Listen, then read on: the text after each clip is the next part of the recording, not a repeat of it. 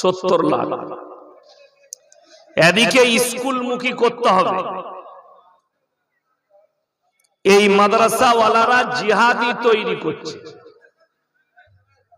জিহাদি শব্দের অর্থ কি? আসল কথা, জিহাদ শব্দের অর্থ বহু অমুসলিম ভাই বুঝেনি। সেটা দোষ তাদের দেব না, আমাদের অভাব আমরা বুঝাতে পারি।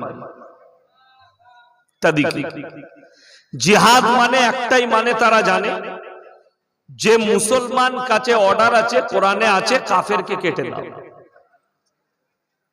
কিন্তু এটা মোটেই নয়, এটা একদম নয়।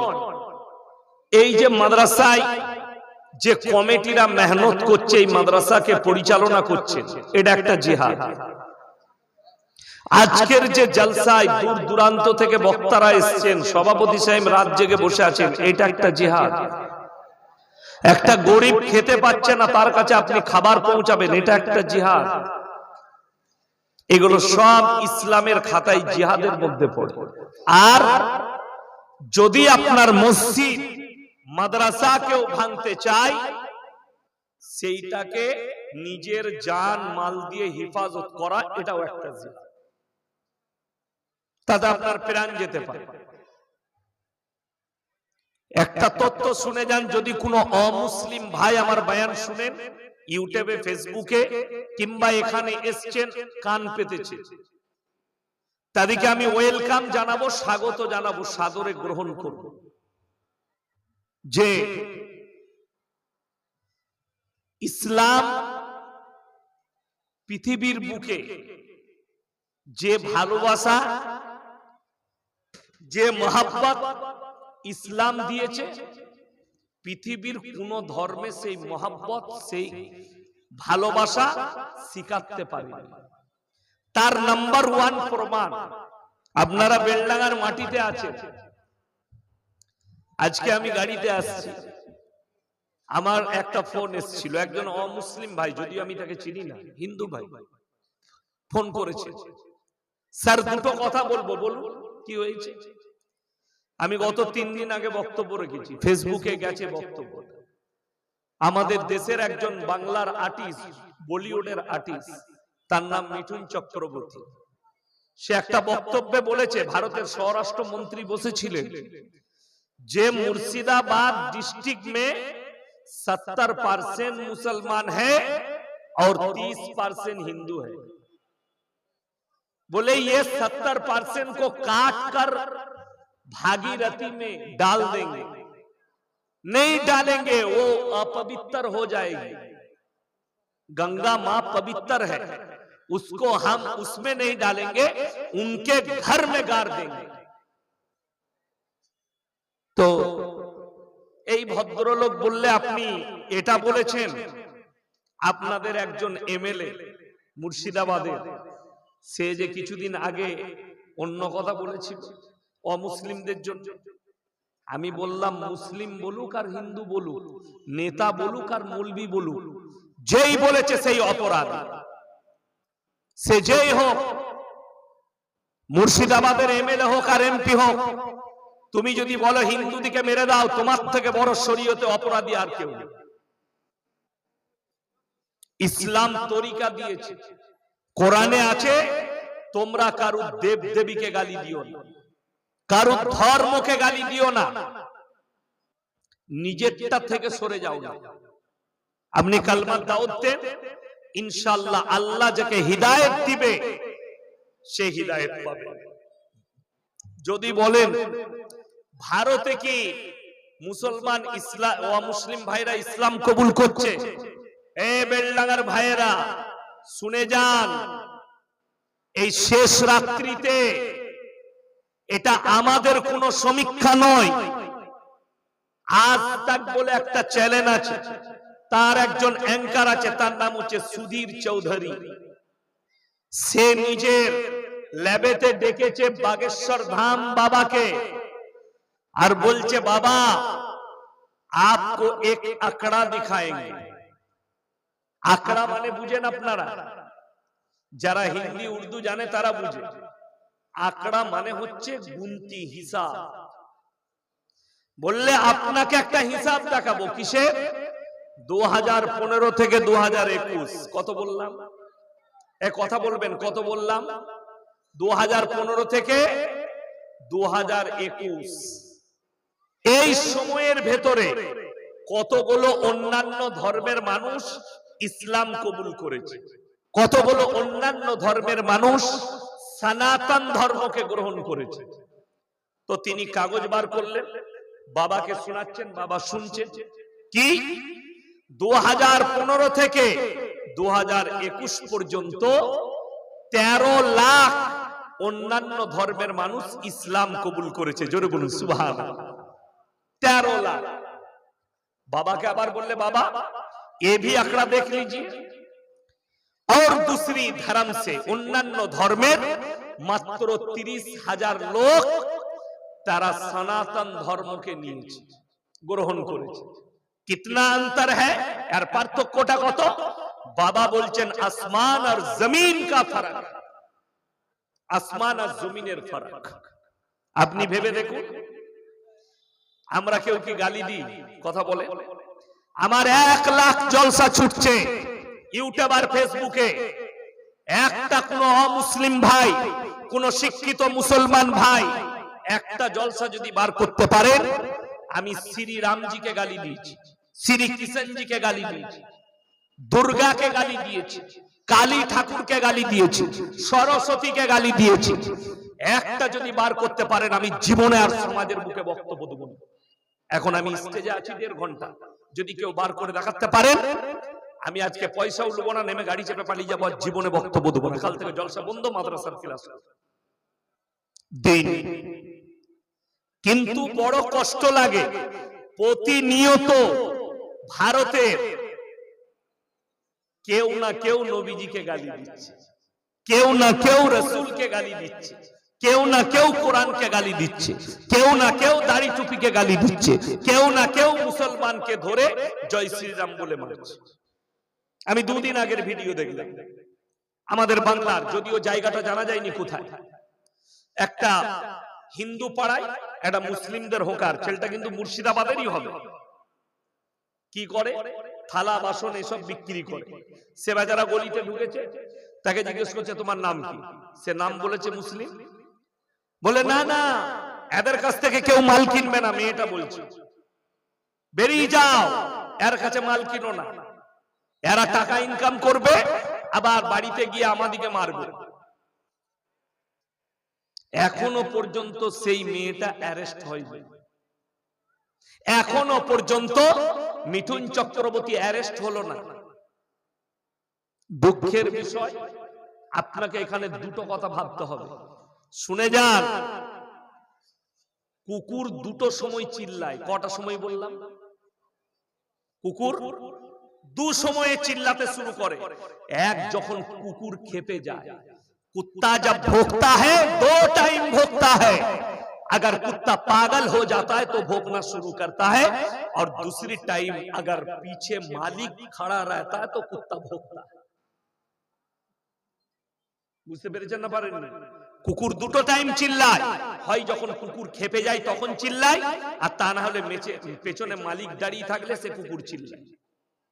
দেখবেন সমুদ্রের কিনারায়, আমি মুম্বাইয়ে দেখেছি, মুম্বাই জুহি চৌপাটিতে গেছি আপনার পাও ভাজি খেতে, সেখানে দেখছি একটা লোক বড় কুকুর চেন ধরে আছে সাথে করে, তো আমাদিকে দেখে চিল্লাচ্ছে। সে তো জানছে মালিক আমাকে ধরে রেখেছে, ও এসে আমাকে মারতে পারবে না। কথাটা বুঝতে পেরেছেন না পারেন? রাস্তায় যদি কুকুর এমনি চিল্লায়, তাকে ফাটাম করে লাঠি করে মারবেন না? মারবেন না। চুপ।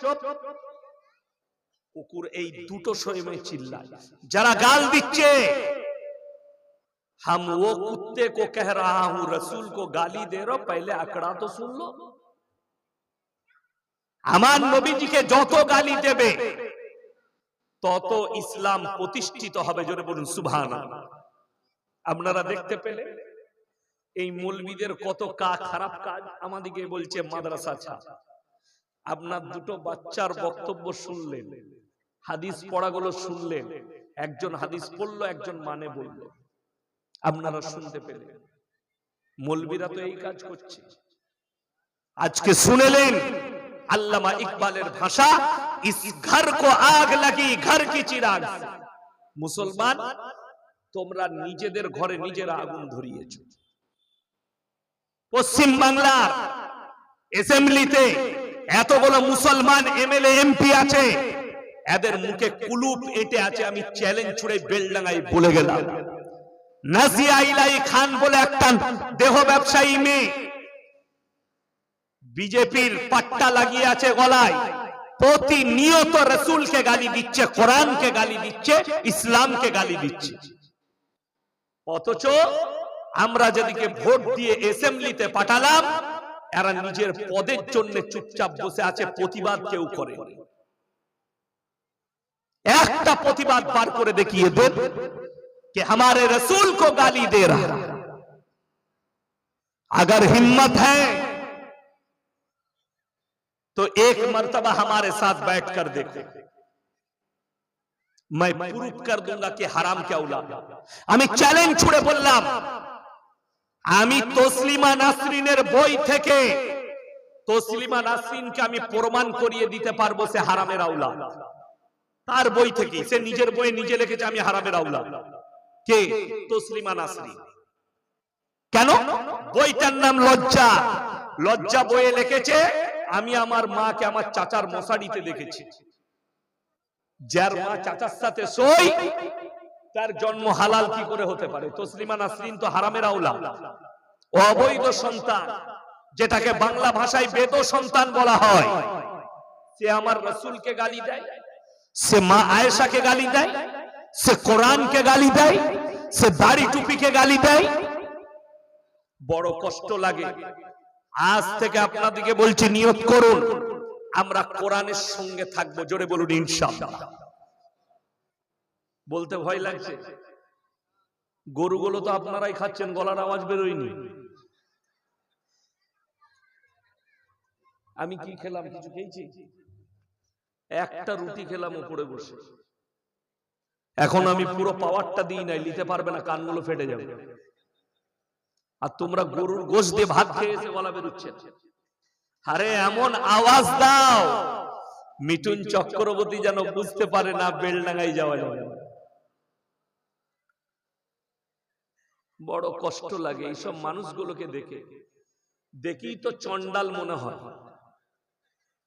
যার চেহারা চন্ডালের মতো, যার চেহারা চুয়ারদের মতো, সে মানুষকে কেটে দিবার কথা বলে। তো তার মুখ থেকে তো এর থেকে ভালো কিছু আশা করা যাবে না। সে যেই বলুক, সে মুসলিম হোক আর হিন্দু হোক অপরাধী, সে এমএলএ হোক আর এমপি হোক অপরাধী। কিন্তু বড় কষ্ট লাগে এই ভারতের মাটিতে নবীজিকে যদি কেউ গালি দেয়, ইসলামকে কেউ গালি দেয়, তাকে ওয়াই ক্যাটাগরির বডিগার্ড পাওয়া যায়। ঠিক বললাম না ভুল বললাম? যারা শিক্ষিত লোক আছেন, মাস্টার ডাক্তার আছেন, প্রফেসর আছেন, ইঞ্জিনিয়ার আছেন, তারা জানবে ভারতের একজন লোক মুসলিম, তার নাম হচ্ছে মকবুল ফিদা হোসেন। নগ্ন ছবি এঁকেছিল দেবদেবীর, তাকে ভারত ছাড়তে হয়েছে। লন্ডনে বসে আছে মকবুল ফিদা হোসেন, খালি নগ্ন ছবি আঁকার কারণে। আমার হিন্দু ভাইয়েরা, হে ভারতের সনাতন ভাইয়েরা, মকবুল ফিদা হোসেন যে নগ্ন ছবি এঁকেছে, এটা কোনো ভালো কাজ নয়, চরম পর্যায়ের অপরাধ করেছে। তাকে মৃত্যুদণ্ড দেওয়া উচিত কোন ধর্মকে আঘাত করার কারণে। কিন্তু বড় কষ্ট লাগে ভারতের সরকার তসলিমা নাসরিনের মতো হারামের আওলাদ খালি ইসলামকে গালি দেওয়ার কারণে এক জায়গায় গেছে, একে রেখে দিয়েছে। অথচ আপনি নিজেকে মুসলমান বলছেন। আমি পরবর্তী যে আলোচনা করতে যাচ্ছি, এই বেলডাঙ্গার দেবকুণ্ডুর মানুষ শুনো, এখানে যতগুলো মানুষ বসে আছেন, নারী পুরুষ সকলে জানেন প্রত্যেকটা মুসলমান নরনারীর জন্য দ্বীনি ইলম হাসিল করা কি কথা বলে না এরা? দ্বীনি শিক্ষা অর্জন করা কি ফরজ। জানবেন কি করে?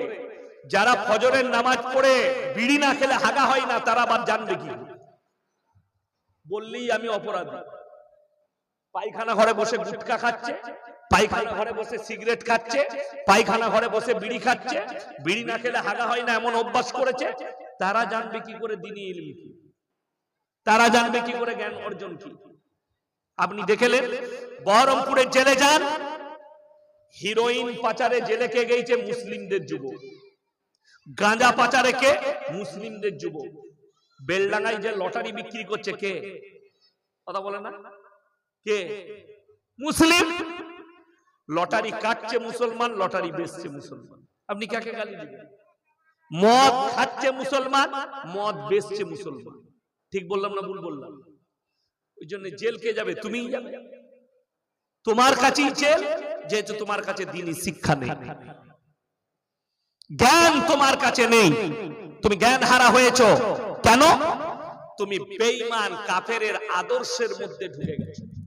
তোমার কাছে কাফেরের আদর্শ ঘিরে ফেলেছে, তোমাকে বেঈমানদের আদর্শ ঘিরে ফেলেছে। তার জন্যই তো আজকে মুসলমানের কাছে সুদ হালাল হয়ে গেছে। মুসলমান সুদ খায় না? খায় না? দেববন্ধুতে আছে না নাই এরকম মাল? আছে। বললেই আমি অপরাধী। সেদিনে আমাকে বেনারদহ শিশু মাদ্রাসায় প্রশ্ন দিয়েছিল, লিখেছে হুজুর চুল ব্যবসা কি? আমি বললাম একদম হালাল। তাই না? মনে করেছে ইয়াসিন কি বলে দেখি, মাদ্রাসা চালায়, তোমার পয়সার দরকার নাই, কিন্তু যেটা হারাম সেটা হারাম বলতে হবে। চুল ব্যবসাও হারাম, চুলের ব্যবসার টাকাও হারাম। মদ খাওয়া কি হারাম? মদের ব্যবসার টাকা কি হবে? হারাম। কিন্তু মুসলমানের কাছে হালাল। মাদ্রাসাওয়ালা মসজিদের ইমামরা ফতোয়া দিতে পারবে না, চাকরি চলে যাবে সকালবেলা। কেন? চুল ব্যবসায়ীর পয়সা আছে। সালা আমার লেগে বললে হারাম জুম্মার দিন, ওকে রাগলি কি করবে? তারা সালা। ঠিক বললাম না ভুল বললাম? সকালবেলা ইমাম বললে ইমামের চাকরি চলে যাবে, পাওয়ার আছে। সুদের বয়ান করলে, এই আমি রাতের বেলায় সুদের বয়ান করব, সকালবেলায় বেলডাঙ্গা হাঁটা বলে ও আকার বক্তা নাকি বে সালা, ওকে দাওয়াত দেয়। কোন মাল কটা বলবে? সুদখোর কটা বলবে। তো তোরা আমাকে গাল দিলে কখনো কোরআনের আয়াত পাল্টাবে? কথা বলে না? রাসূলের হাদিস পাল্টাবে? পাল্টাবে। আল্লাহ কোরআনে স্পষ্ট করেছে ওয়াহাল্লাল্লাহুল বাইয়া ওয়া হারামার রিবা, তোমাদের জন্য সুদকে হারাম করেছি, ব্যবসাকে হালাল করেছি। বেলডাঙ্গা হাটে আলু বিক্রি করবে, 300 টাকা ইনকাম করেছো, আল্লাহর কসম করে বলছি হালাল টাকা। সেই টাকায় যেটা খাবে হালাল, সন্তানের মুখে খাবার তুলে দিবে হালাল খাবার, সেটা শাক ভাত হবে।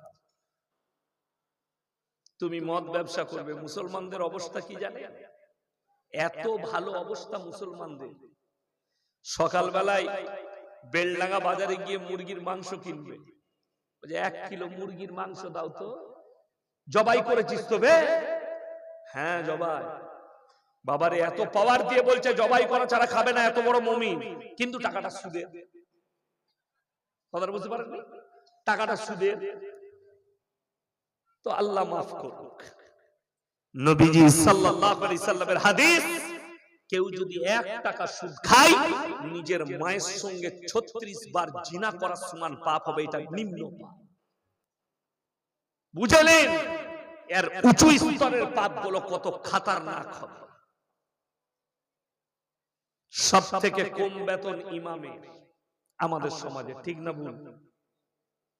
সব থেকে কম বেতন মাদ্রাসার শিক্ষকদের। অথচ একটা মৌলবি দেখিয়ে দেন বেলডাঙ্গায়, যার বউ কোপরে কাপড় গুঁজে বন্ধন লোন আর গ্রুপ লোন করতে গেছে, 20,000 রোজগার করে, বরকত নাই, বউকে রাস্তায় বার করে দিয়েছে গ্রুপ লোন করে নিয়ে। গ্রুপ আপনাদের এখানে নাই ওটা? আলহামদুলিল্লাহ আছে, মাশাআল্লাহ, ভালো। তবে কিছু না হোক, গ্রুপ লোন করে মায়েদের একটা লাভ হয়েছে। কি লাভ? 10 জন মিলে গ্রুপ করেছে, একজন হেড থাকে, 9টা মেয়ে তাকে ম্যাডাম বলে আসছে, মনে করে আমার জাহাতায় ব্যাপার ম্যাডাম। বুঝতে পারেন? সে মনে করে আমার বিরাট ব্যাপার। এমনি ম্যাডাম হতে পারে না, সুদ খাওয়ার ম্যাডাম হয়েছে। ভালো জিনিস। তবে এই সব বয়ান করা খুব বিপজ্জনক। কি বলুন তো, মেয়েরা বলবে জীবনে 8 কুড়োর টাকা দাওয়াত দিবি না, আমার দাওয়াত কমে যাবে এমনি। আমার মায়েরা হক শুনে যাও, সুদ লেনেওয়ালা দেনেওয়ালা উভয়ই পাপী, এটা যেন মাথায় থাকে। তোমার বাড়িতে বরকত আসতে পারে। একটা মৌলবীর বেতন 8,000, 7,000, 10,000, অথচ তাকে লোন নিতে হয় না, তাকে সুদ খেতে হয় না, তাকে লটারি কাটতে হয় না। আরে লটারি হালাল হলে আমরা মৌলবীরা ইমামরা আগে কাটতাম। তোমরা 5,000 বেতন দাও, একটা কেটে দে, মাল লেগে গেলেই হয়ে গেল। 1 কোটি লেগে গেলে আর হবে? আরে মুসলমান এত ভালো, বাংলাদেশের এক চাচা মসজিদে ঢুকে দোয়া করছে, আল্লাহ এক ঘর কেটেছি, আল্লাহ যদি 1 কোটি পড়ে যায় তুমি ফেলে দাও, আর জীবনে কাটবে। হারাম জিনিসের দোয়া, আল্লাহ লানত বর্ষিত হবে এদের উপর যারা হারাম জিনিসের দোয়া করবে। মুসলমানের অবস্থা এটাই। আমি বলে যাচ্ছি, আপনি কোরআন থেকে বিচ্ছিন্ন, রাসূলের হাদিস থেকে বিচ্ছিন্ন, উলামা থেকে বিচ্ছিন্ন, মাদ্রাসা মসজিদ থেকে বিচ্ছিন্ন, তাই বেঈমান কাফেররা আপনাকে ঘিরে ফেলেছে, আপনি বের হতে পারবেন না। এখানে স্টুডেন্ট গুলোকে তুলে 100টা কলেজ পড়ুয়া হলে 70 থেকে 80টা কলেজ পড়ুয়া 12টা মাসের আরবি নামটা বলতে পারবে না। ঠিক বললাম না ভুল বললাম? কিন্তু সেই হারামখোরকে জিজ্ঞেস করো 1 জানুয়ারি কবে, ও ডেট লিখেই রেখে দিয়েছে। কোথায় ঘুরতে যাব, ক পেটি মদ নিয়ে যাব, কি কি রান্না করব লেখাই আছে, এটা জানে মুসলমান। কিন্তু তুমি আরবি 12টা মাসের নাম জানো না। আজকে ওই জন্য আমি বলে যাচ্ছি, শুনেলেন আল্লাহর নবী সাহাবীরা যখন কালমা পড়েছে, যারা তারা কালমা পড়ার পরে ঈমানের উপরে এমন ভাবে টিকেছে আর এমন বিশ্বাস এনেছে, ইন্নাল্লাহা লা ইউদিউ আজরাল মুহসিনিন, এটা কোরআন। হে আমার সাহাবীরা, আল্লাহ বললেন বলে দাও হে আমার নবী, তোমরা যখন কোনো ভালো কাজ করবে, কোনো নেক কাজ করবে, তোমরা নেক নিয়ত করে করবে, তোমরা ওটার মধ্যে কামিয়াবি পাবে, আল্লাহ মদদ করবে। সকলে জোরে বলুন ইনশাআল্লাহ। আপনি জমিতে সবজি লাগালে প্রথম বিসমিল্লাহ বলে পুঁতেন না?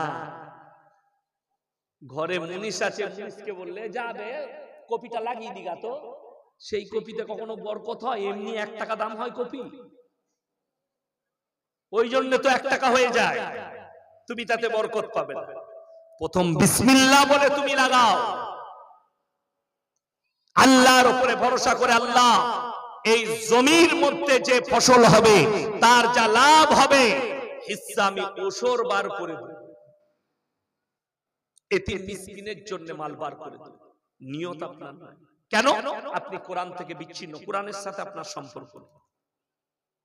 আজকে মুসলমানের সম্পর্ক কোরআনের থেকে বেশি সম্পর্ক হচ্ছে মোবাইলের সাথে। ঠিক বললাম না ভুল বললাম? মোবাইলের মুসলমান অনেক বেরিয়েছে। মোবাইল মুসলমান, প্রকৃত মুসলমান নয়, মোবাইল মুসলমান। মোবাইলের মধ্যে লিখছে বাবরি মসজিদ ভেঙে গেছে, আমাদের বুকটা ফেটে যাচ্ছে। ও বাবরি মসজিদের লেগে কেঁদে মরছে ফেসবুকে, কিন্তু হারামখোর নিজের মসজিদে নামাজ পড়ে না। ঠিক বললাম না ভুল বললাম? এরকম গাদা লোক আছে। যেমন আমাদের বেলডাঙ্গায় পাবে এমন লোক আছে, জিজ্ঞেস করো, বলে আমি নামাজ রোজা না করতে পারি, আমার মতো ভালো লোক কেউ নেই দেববন্ধুতে। এরকম মাল আছে না? না, গাদা আছে, নামাজও পড়ে না, রোজাও রাখে না, কিচ্ছু করে না, কিন্তু সে বলে আরে পুরো দেববন্ধুতে আমার মতো ভালো লোক পাবি না। আমি নামাজ না পড়তে পারি, রোজা না রাখতে পারি, কোরআন না পড়তে পারি, আমার মতো ভালো লোক নেই। সত্যিকারী লোকটা জিনা করে না, লোকটা চুরি করে না, লোকটা অন্য কিছু করে না, কিন্তু লোকটা দান খয়রাত করে না, এতিম মিসকিনকে দেখে না, নামাজ পড়ে না, রোজা রাখে না, দাড়ি টুপি মাদ্রাসা মসজিদকে বিশ্বাস করে না। এই লোকটা কেমন? কি হবে এই লোকটা? কিয়ামতের দিনে কোরআন খুলেন, দুটো রাস্তা আল্লাহ দিবেন, একটা জান্নাতের আর একটা জাহান্নামের। জান্নাতীরা জান্নাতে যাবে আর জাহান্নামীরা জাহান্নামে যাবে। আমার আল্লাহ রাব্বুল আলামিন কোরআনে বললেন, তখন জান্নাতীরা তাদেরকে প্রশ্ন ছুড়বে, ফি জান্নাতি ইয়াতাসাআলুনা আনিল মুজরিমিনা মা সালাকাকুম ফি সাকার। তোমরা কেন জাহান্নামে যাচ্ছ? তোমরা বলতে আমরা ভালো লোক, তোমরা বলতে আমরা ভদ্রলোক, তোমরা আজকে জাহান্নামে যাচ্ছ। তারা তখন উত্তর দিবে, নাম্বার 1, ক্বালু লাম নাকু মিনাল মুসাল্লিন, আমরা মুসল্লিদের মধ্যে ছিলাম না। ওয়ালাম নাকু নুতিমুল মিসকিন, আমরা মিসকিনকে খানা খাওয়াইতাম না, তাই আমরা আজকে আল্লাহ আমাদেরকে জাহান্নামে পাঠিয়েছে। সবাই নামাজি হব, হাত তুলে বলুন ইনশাআল্লাহ। নামাজ কেউ ছাড়বেন না। আল্লাহ রাসূল বললেন হাদিস, যার নামাজ নেই তার মধ্যে ইসলাম নেই, যে বেনামাজি তার মধ্যে ইসলাম থাকতে পারে না। বেনামাজির মধ্যে ইসলাম নেই। আজকে দেখুন আমাদের মুসলমানরা নামাজ পড়ে না কেন, রোজা রাখে না কেন? এক শ্রেণীর লোক তারা নামাজ রোজা কিছুই করতে চায় না। কেন? তাদের ভরসামন্দ লোক আছে যে তাদেরকে জান্নাতে প্রবেশ করাবে। আমাদের দেশে অনেক কন্ট্রাক্টর মৌলবি আছে। কন্ট্রাক্টে মৌলবি জানেন? মিলাদ পড়িয়ে জান্নাত বেলডাঙাতে পাবে। হ্যাঁ, দোয়া করে জান্নাতে ঢুকিয়ে দিচ্ছে, নামাজ রোজা লাগবে না। হাই রোডে 3 বোতল মদ খেয়ে অ্যাক্সিডেন্ট হয়ে মারা গেছে, বলে কিচ্ছু নাই, হুজুরকে দাওয়াত দে, দোয়া করবে, পেরিয়ে যাবে। এরকম জান্নাত বেলডাঙে গাদা। হ্যাঁ, মুর্শিদাবাদে আছে, কত লিবে? মুর্শিদাবাদে আছে, আমার বর্ধমানে আছে, কত লিবে? মানুষ যদি খালি কোরআনের দুটো আয়াতের উপরে আমল করে দেয়, তার জিন্দেগিতে তার ঈমান নষ্ট হবে না। নাম্বার 1, সবাই নামাজে আমরা সূরা ফাতিহা পড়ি না বাবা? কথা বলেন, পড়েন তো? ইয়াকা নাবুদু ওয়া ইয়াকা নাস্তাইন, আল্লাহ তোমারই উপাসনা করি, তোমার কাছেই ভালো মন্দ চাই। যদি এটা সত্য হয়, ভারতের 30 কোটি মুসলমানের মধ্যে যদি 20 কোটি মুসলমান নামাজ পড়ে, এই 20 কোটি মুসলমানই আল্লাহর কাছে ওয়াদা করে, আল্লাহ তোমারই কাছে ভালো মন্দ চাই, তোমারই ইবাদত করি, তাহলে গাছতলা কি করে চলে এলো? তাহলে কবর কি করে এলো? তাহলে ঢিপি কি করে এলো? তাহলে মাজার কি করে এলো? তাহলে দরগা কি করে এলো? অবাক লাগে। আমাদের দেশে হাজী সাহেবকে জিজ্ঞেস করুন, মক্কা থেকে মদিনা 470 কিলোমিটার রাস্তা, একটা মাজার পাবেন না। আমার বাড়ি থেকে এই বেলডাঙ্গা 160 কিলোমিটার রাস্তা, 160,000-এর বেশি মাজার আছে। আমার আব্বাজির বয়স হয়েছে 80 বছর। কত বললাম?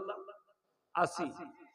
তো আমার আব্বাজি যদি বলে, বাপ ইয়াসিন, আমি যখন যদি মারা যাই, আমার কবরটা নদীর মধ্যখানে দিবি, দেয়া যাবে?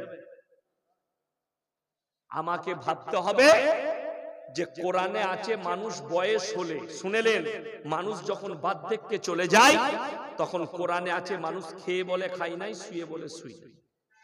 আমার নানি আমাদের বাড়িতে থাকতেন, 40 বছর ছিলেন আমাদের বাড়িতে, আমার বাড়িতেই মারা গিয়েছিল আমাদের বাড়ি। তো আব্বাজি জলসা করে আসতেন, আমরা দেখতে পেতাম, মা ভাত দিল, ভাত খেলো, কিন্তু বলতো আমি এখনো ভাত খাই নাই। এইটা হচ্ছে বয়স জন্তি। কোরআনে আছে তারা বাচ্চা ছেলের মতো হয়ে যাবে, খেয়ে বলে খাই নাই, শুয়ে বলে শুই। আমাকে এটা ভাবতে হবে। অবাক লাগে, কোন সুস্থ মস্তিষ্কের মানুষ তার বাপের কবরটা পুকুরের মধ্যখানে দিবেন, নদীর মধ্যখানে দিবেন, কিন্তু অবাক লাগে আমাদের দেশে বোম্বেতে হাজী আলী বাবার কবরটা পানির মধ্যে। কোন পাগলে দিয়েছিল, কোন ছাগলে দিয়েছিল, আল্লাহ ছাড়া কেউ জানে। কিন্তু আমার মনে হয় সেখানে কিছুই নাই। ভারতে যদি 1 লাখ মাজার থাকে, 95,000 মাজার ফাঁকা, মাল নাই, বিনা ইসেতে বাজার চলছে, বিনা। আপনি চলুন, কলকাতা ঢুকবেন, সাঁতরাগাছি ব্রিজ যখনই পার করবেন, সাঁতরাগাছি ঢুকার আগে রোডের মধ্যেখানে মাজার আছে, বিদ্যাসাগর সেতু চাপার আগে নামবেন, রোড ঘুরবেন, আর একটা আমি খালি চিন্তা করি এই পীরগুলো মরার জায়গা পায় না রেল স্টেশনের ধারে, না হলে রোডের মধ্যেখানে। আর আমাদের ড্রাইভারদের একটা ভালো গুণ আছে, যারা লরি চালায়, ট্রাক চালায়, তারা আর জানাই হোক মদ খাক গাঁজা খাক, ওরা দেখছে বাবা রে মাকদুম বাবার কবর, ঝাড়াম 10 টাকা, জান্নাত রেডি। মদ খেয়েও জান্নাত, গাঁজা খেয়েও জান্নাত। এটাই তো আমাদের দেশের বাজার চলছে। কোরআন শোনাবো আপনাদেরকে, আমি গাঁজা খরিব কি? এক আল্লাহই বিশ্বাসী, এক অমুসলিম ভাই, সে খালি একটা মাটির মূর্তি তৈরি করে উপাসনা করেছে। আপনি বলছেন এটা শিরক, আপনি তাকে কাফের ফতোয়া দিচ্ছেন, মুশরিক বলছেন। কোরআন বলছে ইন্না শিরকা লাযুলমুন আযীম, আল্লাহ ব্যতীত তোমরা গায়রুল্লাহর ইবাদত করো না।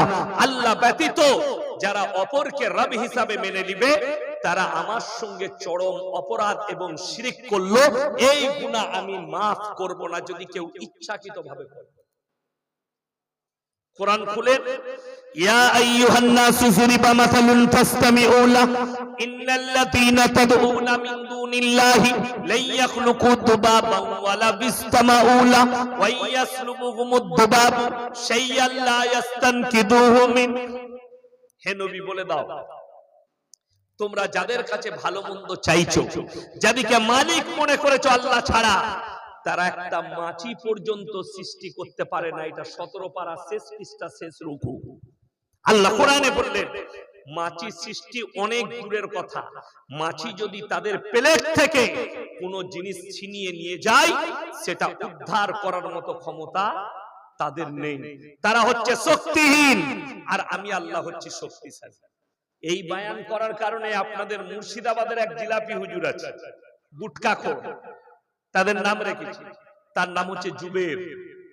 এই দিকে ভগবান গোলার দিকে কোথায় বাই, সে ফতোয়া দিয়েছে ওয়াহাবিরা দেওবন্দিরা মুরগি জবাই করলে সেই মুরগি যে খাবে তার ঈমান চলে যাবে। আহলে হাদিসরা দেওবন্দিরা মুরগি জবাই করলে সেই মুরগি খেলে ঈমান চলে যাবে। ফতোয়া কার? গুটকাখোর জুবের। এখানে বাড়ি, মুর্শিদাবাদের। এরপর আমি বলেছি শোনো, এরা কত বড় জাহিলে মুরাক্কাব বলে দিই। মক্কায় মার্বেল বিছিয়েছে কে? আহলে হাদিস। কথাটা বুঝতে পারেন? মক্কায় যে মার্বেলটা বিছিয়েছে, মক্কায় যে হোটেলটায় গিয়ে থাকিস ওটা ওয়াহাবিদের, মক্কায় যে হোটেলে খাচ্ছিস ওটা ওয়াহাবিদের, মক্কার হোটেলে যে রান্না করছে সেও ওয়াহাবি। তোর ঈমানটা কি করে রইল তুই বুঝে নে। এরা বলছে এদের সঙ্গে মুলাকাত করলে বিবির তালাক হয়ে যাবে। বড় কষ্ট লাগে। আমি মাস 3 আগে উত্তরবঙ্গ থেকে জলসা করে কালিয়াচকে দাঁড়িয়েছি। এক বেরেলভি ভাইদের বক্তা সে এসে দাঁড়ালো মোটরসাইকেল নিয়ে। আমি 4 চাকা থেকে নেমে বসে দুধ খাচ্ছিলাম, চা খাচ্ছিলাম। তো আমাকে বলল আসসালামু আলাইকুম হুজুর। আমি মুলাকাত করলাম। বলে হুজুর একটা ফটো নেব। আমি বললাম তোমার শখ? আমার সঙ্গে সেলফি নিল। আমি তাকে খালি বললাম ভাই তুমি যে আমার সাথে সেলফি নিলে, মুলাকাত করলে, তোমাদের জুবের বলে জিলাপি হুজুর ফতোয়া দিচ্ছে এদের সঙ্গে মুলাকাত করলে বিবির তালাক হবে, এখন তোমার বউটা নিয়ে কি করবে? কথাটা বুঝতে পারেননি? সে তখন বলছে আরে ওয়া তো হারাম করু। আমরা এটা তুমি স্টেজে বলতে পারবে, মেম্বারে দাঁড়িয়ে বলতে পারবে? আমার ড্রাইভার সাক্ষী আছে, গিয়ে জিজ্ঞেস করে আসো। আমি তাকে বলে বায়ান করতে আসি নাই যে এই বায়ানটা করব। আমার ব্রেনে এলো। জেলাটার নাম হচ্ছে পূর্ব মেদিনীপুর। আমি জলসা করতে গেছি। আমার এক বন্ধু বললে হুজুর আপনাকে আসতেই হবে। আমি বললাম আমার খালি নাই, আমি ডবল জলসা করি না। বললে ফজরের পরেও আপনাকে 1 ঘন্টা বায়ান করতে হবে, সুবার জায়গা দিল। আমি গেলাম, তার শ্বশুর বাড়িতে শোয়ালো। মসজিদে গিয়ে ফজরের নামাজটা আমি পড়ালাম উজু করে। আর আমার আগে যে বক্তা ফজরের আগে বায়ান করছিল এক হুজুর, জিলাপি হুজুর, সে ফতোয়া দিয়েছে আহলে হাদিস দেওবন্দীদের পেছনে নামাজ পড়লে ঈমান চলে যাবে। সে হারাম করে আমার পেছনে নামাজ পড়লো ফজরে। আল্লাহ সাক্ষী আছে, কোরআন নামানো আছে, আমি মিথ্যা কথা বলি। এরা মানুষকে গুমরাহ করছে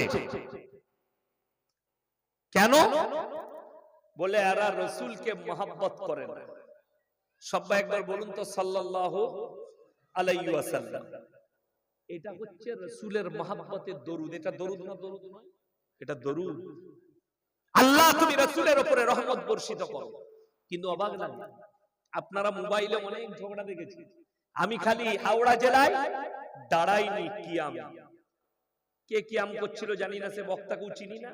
আমি গিয়ে আমার কাজ, আমি বসে থাকবো, আমি হাদিস কুরআন শোনাবো, তোর কাজ তুই কর। আমি বসে বায়ান করলাম। পরবর্তীতে এক বক্তা বলছে আমি যদি স্টেজে থাকতাম লাথি মেরে ফেলে দিতাম। আমি বলে যাচ্ছি দাঁড়িয়ে কিয়াম করা হারাম। কিয়াম শব্দ কেউ কেউ বলছে হাদিসে আছে, অবশ্যই হাদিসে। কিয়াম মানে হচ্ছে দাঁড়ানো। কিয়াম মানে কি বললাম? কথা বলে না, আমরা নামাজে দাঁড়াই না, দাঁড়াই না, ওটাই তো কিয়াম। কথাটা বুঝতে পারেন? কিন্তু আমাকে দেখাতে হবে ইয়া নবী সালামুন আলাইকা, ইয়া হাবিব সালামুন আলাইকা। আল্লাহর নবী মা হালিমার ঘরে, আল্লাহর নবী দিল দিলে লাড্ডু। তুই জিলাপি খা আর কি খা, সবগুলো বলছে। এই শব্দগুলো হাদিসে কোথায় আছে আমাকে দেখা। বিশেষ করে বেরেলভি ভাইরা কিয়াম করে নবীকে হাজির নাজির মেনে, এইটাতেই ঈমান চলে যায়। বলছে আমরা কিয়াম করলে নবীকে সালাম পাঠাই, তখন নবীজি আমাদের মজমায় আসে। আপনি একটা কথা ভালো করে বুঝবেন, নবীজি সাল্লাল্লাহু আলাইহি সাল্লামের জীবন দশায় নবীজি ছাড়া নবীজি কারো পেছনে নামাজ পড়েছে? কথা বলে না। নবীজি শেষ জিন্দেগির শেষ ওয়াক্তের নামাজ, নবীজি অসুস্থ তাও নবীজি নামাজ পড়িয়েছেন। এইখানে যদি আমি এখন বলি আমার ভাইয়েরা আমি দেবকুণ্ডুতে জলসা করছি, আল্লাহর নবী মজমায় চলে এসেছে, তাহলে আমার থেকে বড় বেয়াদব কে আছে? নবীজি এই চার আমি কথা বলবো? কথাটা বুঝতে পেরেছেন না পারেন? ওরে গুটকাখোর, নবীজি যদি মজমায় হাজির হয় তাহলে তুই কিয়ামটা করলি কেন? নবীজিকে বলি না আপনি করুন। কথাটা বুঝতে পেরেছেন না পারেন? মিথ্যা বানানো গল্প। এই আকীদা যে রাখবে কুফরি আকীদা, যে নবীজি হাজির নাজির, এই আকীদা ভুল আকীদা। আপনাকে বলে যায় আমরা যে দরুদ পড়লাম, সবাই আরেকবার বলুন সাল্লাল্লাহু আলাইহি ওয়াসাল্লাম। এই দরুদগুলো নবীজির কাছে পৌঁছে দেয় কারা? ফেরেশতারা। এটা হচ্ছে সহিহ হাদিস। যত দরুদ পড়বেন লাভ, নবীজির কাছে পৌঁছানো হবে। নবীজি যদি এখানে আসে, আচ্ছা নবীজির সামনে যদি আমি বসে বায়ান করি, বিয়াদবি না বিয়াদবি? বিয়াদবি। তাহলে নবী যদি মজমায় হাজির হয়, তুমি হারাম করে বসে নবীজির সামনে কি করে বসে বায়ান করছিস? আমাকে বুঝাও। এইটাই বুঝাতে পাচ্ছি না। আজকে আপনাদেরকে বলে যাই, সবাই নিয়ত করুন নিজেরা নিজেদের মা বোনকে শিরক বিদআত থেকে বাঁচাবো। জোরে বলুন ইনশাআল্লাহ। আরে মানুষ সামান্য বুঝে না। আমি বেলডাঙ্গায় জলসা করতে এসেছি, এখনই যদি বেলডাঙ্গার কোনো মানুষ বলে যে ভাই আমি একটা বিরাট দোকান করেছি, ওই প্রত্যেকদিন 50,000 1 লাখ টাকার বেচা কিনা হয়, তো আরো একটু বেশি হতো, আপনি একটা তাবিজ দিয়ে যাবেন বরকতের। তাবিজটা তো আমার দরকার, আগে বরকতটা। আমি 11,000 বেতন পাই আর তুই মাসে 5 লাখ ইনকাম করিস। কথাটা বুঝতে পারেন? যে 5 লাখ টাকা ইনকাম করে তার বরকতের তাবিজ দরকার না যার 11,000 বেতন তার? যার 11,000 বেতন তার। আর তাবিজে যদি বরকত হতো, বর্ধমানের রাইস মিল গুলো আমাদের বাপ বেটার হতো। মাত্র তাবিজ আর একটা করে টান। কথাটা বুঝতে পারেন? কিন্তু আমাদের কাছে কিছুই নাই। এই লোকের সকাল বেলায় বেরোই, রাত্রে ঢুকি, জোহরের পরে বেরোই। আল্লাহ আমাদের তকদিরে লিখে দিয়েছে লোকের ঘরে খাবি। আল্লাহ আমাদের লিখে দিয়েছে লোকের ঘরে খাবি। ও তো আল্লাহর কৃপা, বড় কষ্ট লাগে। আপনি দেখুন বোম্বের হাজি আলীতে গিয়ে বড় বড় দামি দামি গাড়িতে এসে দাঁড়াচ্ছে, মাজারে ঢুকছে, বাবা हमको बच्चा दे दो, बाबा हमको पैसा दे दो, बाबा हमारा कारोबार में बरकत दो। अच्छा আমি ইয়াসিন বেঁচে আছি, এখন আমার পাওয়ার বেশি না মরে গেলে পাওয়ার বেশি হবে? কথা বলেন।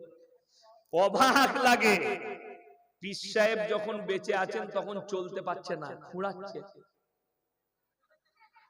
চলার ক্ষমতা নাই, যেমনি মরে গেলে বলছে পাওয়ার বেড়ে গেছে পীর সাহেব। বেঁচে থেকে চলতে পারছিল না, মরে গিয়ে পাওয়ার বেড়ে গেল। এটা হচ্ছে গুটখাখোরদের আকীদা। আমার বর্ধমানে, এটা আমি মিথ্যা বলিনি, বাপ মরে গেছে, বাপের মাজার করেছে, পীর সাহেবের মাজার হয়েছে, মাজারের ভেতরে ফুটো রেখেছে, একটা বাল্ব ফিট করেছে, বাল্ব এরকম লাইট, রাতের বেলায় সুইচ দিয়ে দেয়। আমি বলেছি তোর বাপ তো গাঁজা খেত, তার দরজা রাখতে পারতিস, মাঝে মাঝে এক কুড়িয়া করে মালটাও দিতিস। গাঁজা খেত, কবর বেঁচে আছে যখন। নাউজুবিল্লাহ। মুসলমানের আকীদা বড় কষ্ট লাগে, কুফরি আকীদা। একটা গাছের তলায় ঘোড়া রেখে, মাটির ঘোড়া রেখে তুমি সিজদা করবে আর বলছো এটা দ্বীনের কাজ, আর একটা অমুসলিম ভাই মাটির মূর্তির সামনে সিজদা করবে, সেটা কুফরি, আর তোমারটা দ্বীন। তোমার বিবেককে জিজ্ঞেস করো, বিবেক হ্যাং হয়ে গেছে, বেঈমান কাফেররা। অথচ তুমি ওয়াদা করছো আল্লাহর কাছে, ইয়াকা না'বুদু ওয়া ইয়াকা নাস্তাইন, আল্লাহ তোমারই উপাসনা করি আর তোমার কাছেই ভালো মন্দ চাই। তাহলে গাছতলা কি করে আসবে, শ্বাসতলা কি করে আসবে, মাজার কি করে আসবে? রওজা থান, রাসূলের হাদিস আছে, যতগুলো উঁচু কবর আছে, মাজার আছে, ভেঙে গুড়িয়ে দাও। যতগুলো বানানো কবর আছে ভেঙে গুড়িয়ে দাও। আমাদের দেশে মার্বেল দিয়ে, টাইলস দিয়ে কবরকে বানানো হয় পীর সাহেবের। আপনাকে আমি বানানো গল্প বলছি, আমার মোবাইলে রেকর্ডিং আছে, রেকর্ডিং। আমি কিন্তু মুমতাজুল্লাহ, তাকে গালি দেওয়ার কারণে সে ফোন সুইচ অফ, কারো ফোন তুলে না, কিন্তু আমি আলাদা ডিজাইনের লোক, যত গাল দিবি তত ফোন তুলবি। কথাটা বুঝতে পারেন? গাল আমার জন্য দোয়া, কিন্তু জবান আমার বন্ধ করতে পারবেন না। আপনারা বলুন পৃথিবীর শ্রেষ্ঠ ব্যক্তিকে, কথা বলে না, বলুন মুহাম্মদ সাল্লাল্লাহু আলাইহি ওয়াসাল্লাম, তিনি হচ্ছেন পৃথিবীর শ্রেষ্ঠ ব্যক্তি। আমি এই মাদ্রাসার যতগুলো মৌলবি নয়, বেলডাঙ্গায় যতগুলো মাদ্রাসা আছে সব মৌলবিকে চ্যালেঞ্জ দিয়ে গেলাম, যদি আমাকে একটা জাল হাদিসও বার করে দেখাতে পারে। একজন বক্তা উত্তর প্রদেশের বয়ান করছে, কি জানে, एक ऐसा दौर था बड़ा पीर अब्दुल कादिर जिलानी का नाम ले लेते, बगैर उजू का तो वो मर जाता था। যা বুঝে করগা, বলছে বিনা উজুতে বড় পীরের নাম নিলে মানুষ মরে যায়। আচ্ছা, এখানে সব মানুষের উজু আছে? আমার তো নাই, আপনার আছে? নাই। আচ্ছা, আমরা আল্লাহর নবী আরেকবার নাম লি, লা ইলাহা ইল্লাল্লাহ মুহাম্মাদুর রাসূলুল্লাহ, সবাই বলুন। আচ্ছা, আমি মরলাম না বেঁচে আছি? আচ্ছা, নবীর পাওয়ার বেশি, নবীর ইজ্জত আল্লাহর কাছে বেশি না বড় পীরের? নবীজি। কিন্তু গুটকাখোর জিলাপি হুজুর বলছে বিনা উজুতে বড় পীরের নাম নিলে মানুষ মরে যায়। 24 পরগনার একটা আমার থেকে বয়স কম ছেলে হুগলিতে বয়ান করছে, আমি তাকে স্টেজে ধরলাম, সে বলছে হুজুর আমি মোবাইলে শুনে মুখস্থ করে বয়ান করছি। আমি বলে তুই মোবাইলের মৌলবি বে, পড়া মৌলবি লস, পড়ে মৌলবি হ, কাজে লাগবে, ঈমান বাঁচবে। তুই তো মোবাইলে শুনে মৌলবি হয়েছে, কি বয়ান করছে জানে? আমি তখন মসজিদে খানা খাচ্ছি, সেই মাত্র ঢুকে যে স্টেজে যাব, খানা খেয়ে বাবা নিনা মায়েরা মানে না 3 কিলোমিটার টান। আর আমাদের মায়েদের একটা রোগ আছে, হুজুর যদি সুর করে বক্তব্য দেয়, মেয়েরা বলবে কি সুরলো, দারুণ গলালো, বুঝলি কি লো, বলে বুঝি নাই কিচ্ছু, খালি হুজুরের গলা ভালো। তো ও ঝাঁটা খাবে না, তা কি খাবে? কবরে গিয়ে কষ্টটা ওইটাই।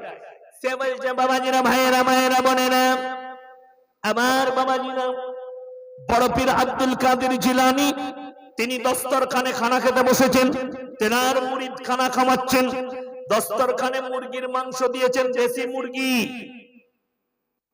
খাচ্ছেন। আর খেতে খেতে বাবাজিরা তিনি হাড্ডিগুলো এক জায়গায় রাখছেন। একজন মুরিদ জিজ্ঞেস করলেন, হে বাবা, আপনি যে মুরগির মাংস খাচ্ছেন হাড্ডিগুলো কেন রাখছেন? বড় পীর বললেন, হে আমার মুরিদ শোনো, আমি যে মুরগিটা খাচ্ছি, আমি বড় পীর খাবার পরে আবার মুরগিটাকে জীবিত করার ক্ষমতা রাখি, যা বুঝে কর। তাকে বললাম পেলি কোথায়? উনি যেও জানেন। আজকে যদি বড় পীর আব্দুল কাদের জিলানী রহমতুল্লাহ আলাইহি জীবিত থাকতেন, এই গুটকা খোরার জিলাপি হুজুরগুলোকে কাফের ফতোয়া দিত মিথ্যাচার করার কারণে, মিথ্যা কথা বলার কারণে। মায়ের পেট থেকে বাবাজি নাম বড় পীর আব্দুল কাদের জিলানী 18 পারা হাফেজ হয়ে এসেছিল, পেলি কোথায় ও নিজেই জানে না। আপনারা বলুন, কোন মৌলবি যদি একটা জাল হাদিস দেখায় যে আল্লাহর হাবিব সাল্লাল্লাহু আলাইহি সাল্লাম তিনি দুম্বার মাংস খেয়েছেন, দুম্বাটাকে জীবিত করেছেন, এরকম কোন হাদিস আছে? বকরির মাংস খেয়েছেন, বকরিকে জীবিত করেছেন, এরকম একটা হাদিস দেখান। আল্লাহর নবী দুম্বার মাংস খেয়েছেন, দুম্বাটাকে জীবিত করেছেন, একটা যদি জাল হাদিস দেখিয়ে দেয়, আমি ইয়াসিন তোমার কবরে সিজদাকে মেনে নেব, দেখাতে পারবে না পৃথিবীর কোন মৌলবি। খাজা মুঈনুদ্দিন চিশতি রহমাতুল্লাহ আলাইহি কোন মৌলবি যদি একটা লেখা দেখাতে পারে, তিনি লিখে গেছেন আমি মরে যাওয়ার পরে আমার কবরে সিজদা দিবি, চাদর চড়াবি, ফুল চড়াবি, সিন্নি দিবি, সিজদা করবি, ভালো মন্দ চাইবি, তিনি লিখে গেছেন আমি সেই মৌলবীর আভারী থাকবো, আমি জীবনে আর সমাজের বুকে বক্তব্য দেব। একটা দেখাতে পারবে না। আমি গত বছরে হায়দ্রাবাদে জলসায় গেছি, ফজরের পরে ফজরের নামাজটা পড়লাম চার মিনারের কাছে একটা মসজিদ, গোল মসজিদ, খুব ভালো। নামাজটা পড়লাম, বেরিয়ে এসে পিস্তা হাউসে চা খেলাম। ওইরকম চা ভারতবর্ষে কোথাও পাওয়া যায় না, পিস্তা হাউস। কখনো হায়দ্রাবাদ গেলে চা খাবেন পিস্তা হাউসে, একটা খেলে আর একটা খেতে মন যাবে, কেসার চা। গাড়ি করে আমাকে নিয়ে যাচ্ছে, হুগলি ডিস্ট্রিক্টে বাড়ি, তারকেশ্বরের কাছে ছেলেগুলো, 4 চাকা আছে, আমাকে ছাড়তে যাচ্ছে। এক জায়গায় দাঁড়ালাম, লেট আছে প্লেন, পাহাড়ি অঞ্চলে দাঁড়ালাম। তো একটা যুবক আমাকে, ওদের মধ্যে একজন ভাই আমাকে বললে, ভাই একটা প্রশ্ন ছিল, বলুন। বলছে এইখানে মানুষ মারা গেলে তাদের কবরে ফুলের চাদর দেওয়া হয়, ফুলের চাদর, মানে কাঁচা ফুল দিয়ে তৈরি করা চাদর। আমি বললাম কেন? বলছে এইখানকার মৌলবীরা ফতোয়া দেয় যে ফুলটা যতদিন বেঁচে থাকবে কবরের আযাব ততদিন হবে না। আমি বললাম তাহলে তো ভালো সিস্টেম, এই ফুলটা মরার আগে আর একটা মাল চাপিয়ে দিবি, কথাটা বুঝতে পারেন? ওইটা মরার আগে আর একটা চাপাবি, তাহলে আর কোনোদিন আযাবটাই হবে না। বড় কষ্ট লাগে। রাসূল সাল্লাল্লাহু আলাইহি সাল্লামের একটা হাদিস আছে, নবীজি খেজুরের ডাল গুনতে বললেন নিশানার জন্য। আমাদের দেশের গুটকাখোররা কালকে আমাকে প্রশ্ন দিয়েছে, অথচ সেই গ্রাম আহলে হাদিস গ্রাম, আমাকে প্রশ্ন দিচ্ছে যে মৌলী সাহেব বলবেন তো মুসলমানের খানা করা যাবে নাকি বাজনা বাজিয়ে? আমি বললাম তোরা আবার আমাকে প্রশ্ন করছিস? ঝাড়খণ্ডের একটা মুফতি আছে জাহাঙ্গীর নাম, তাকে আমি 2 বার নুনু কাটার খানা খাওয়াইছি, আবার তোরা খেতে চাইছিস? এত শখ? আরে আকিকার খানা খাও, 7 দিনে আকিকা দেন। আকিকার গোশত হচ্ছে পৃথিবীর সব থেকে পবিত্র খানা, আমাদের শরীয়তে যতগুলো খানা আছে, মজাই খাও। মুসলমানিতে খানা কে বললো তোমাকে করতে? আমি জাহাঙ্গীরকে বলেছি তোকে যদি এত খেতে ভালো লাগে ওই চামড়াটা ফেলি দিবি, ওটা আরো ভালো লাগবে, ওটা তোর জন্য। এরা আমাকে গালি দেয় ফোন করে, বাজনা বাজিয়ে ইসলাম বিরোধী কাজ করে। আজকে আপনাকে বেলডাঙ্গায় দেখিয়ে দেবো, মুসলমান বেঈমান কাফেরের মতো এক একটা নিকাহ করছে, বিবাহ করছে। বিয়েতে গান বাজনা হচ্ছে না হয়নি? এখন হচ্ছে। কেউ যদি হালাল বলে দিতে পারে, আমি জীবন আর বক্তব্য দেব না, কোন একটা মৌলবি যদি হালাল বলে।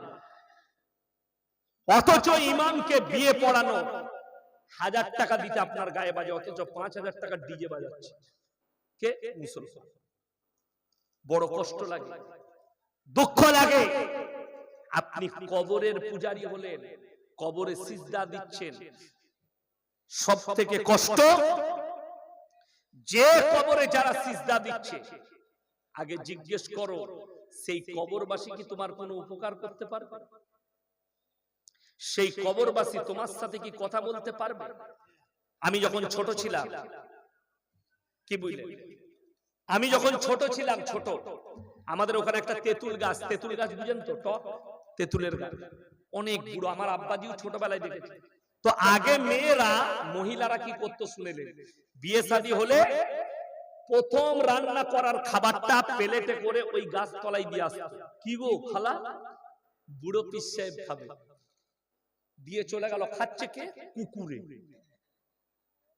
প্লেট চেটে খেয়ে পালিয়ে গেছে। আর খালা এসে দেখছে প্লেটটা চেটে খেয়েছে।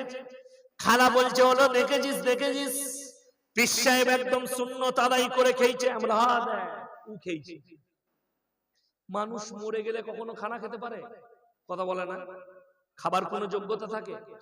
কে বুঝাবে? আমাদের সমাজটা তো অর্ধেক ধ্বংস করলে হাদিসুন নিসাই, মেয়েরা, মেয়েদের হাদিস। আমাদের কিছু চলে? আমাদের দুটো কাজ, হলে আর মরে। হইছে মলি সাহেব কানে আজান দাও, মরেছে জানাজা পড়িয়ে দাও, বাকি বলে বাকি সব আমরা বুঝে লুই। কেন আছে হাদিসুন নিসা। আরে মুর্শিদাবাদের ছেলে আমাকে ফোন করে বলছে, হুজুর আমাবস্যার রাতে কি বিয়ে করা যাবে? মানে মোটেই করবি না, কালো ছেলে হবে। কি বলবো, হাদিসে নাই, কোরআনে নাই, আমরা জানি না। আমি তো আমাবস্যার রাতেই বিয়ে করেছি। আমি তাকে বললাম, বুকা আমাবস্যার রাতে ভালো অন্ধকার থাকে, তোর সুবিধা, বন্ধুরা জ্বলাবে না। কেন হাসি দেখা? আমার ভাই, এই ফতোয়া কার? খালার আর ফুফু। এই মুর্শিদাবাদের রেজিনগরের মাদ্রাসায় একবার একটা রেজিনগর বলছে, ওটা ওমরপুর হবে, একটা মাদ্রাসা আছে, আমাকে দাওয়াত দিল। তো অনেক লোক আমাকে, একটা মেয়েদের কাছ থেকে প্রশ্ন এলো, কি যে বিয়েতে কি জিলেবি দিতে নেই বিয়ের দিন ঠিক হলে?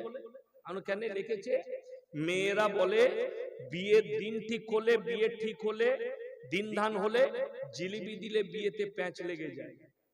হাদিসকার খালা। আমি বলেছি, বাবা জিলেবিতে যদি, হে আমার খালা, জিলেবি দিলে যদি প্যাঁচ লেগে যায়, যে জিলেবি ছাকছে তার বেটা বেটি তো জীবনে বিয়ে হবে না, সে তো প্যাঁচ মেরিয়ে নিয়েছে, তার প্যাঁচের শেষ আছে, তার বেটা বেটির আর বিয়ে হবে? হবে না। কিন্তু এইগুলো হচ্ছে কুফরি আকীদা, শিরকি আকীদা। জিলেবির মালিক সকলে বলুন কে? মানুষের মালিক কে? আল্লাহ। তুমি আকীদা এনেছো ওটার উপরে। যেমন পর্দা, যে রকমই করুন, পর্দা শেষ করে ফেলেছেন আপনারা। এই যুবকরা, এরা আমাদের থেকে বেশি জাননেওয়ালা। এখন হালাল প্রেম বেরিয়েছে, আপনারা জানেন? জানেন না? হালাল প্রেম। হালাল প্রেমটা কি? প্রেম আর প্রেমিকার দুজনাই নামাজি, দুজনই নামাজ পড়ে। রাত 12টায় সবাই ঘুমিয়ে গেছে, ফোন লাগিয়েছে, আসসালামু আলাইকুম, খানা খেয়েছো? ই বলছে, হ্যাঁ খেয়েছি, তুমি খেয়েছো? এই যে কথা বলতে শুরু করলে, আল্লাহ তোমাকে ভালো রাখুক, আল্লাহ তোমাকে সুস্থ রাখুক, সারা রাত কথা বলছে। ফজরের সময় যখন আজান হচ্ছে, আল্লাহু আকবার, আল্লাহু আকবার বলছে, তোমাদের ওখানে আজান হয়ে গেল, আমাদের এখানে আজান হচ্ছে, শোনা তুমি নামাজ পড়বে না? হ্যাঁ পড়বো। তুমি? বলে হ্যাঁ। বলে তাহলে রাখি?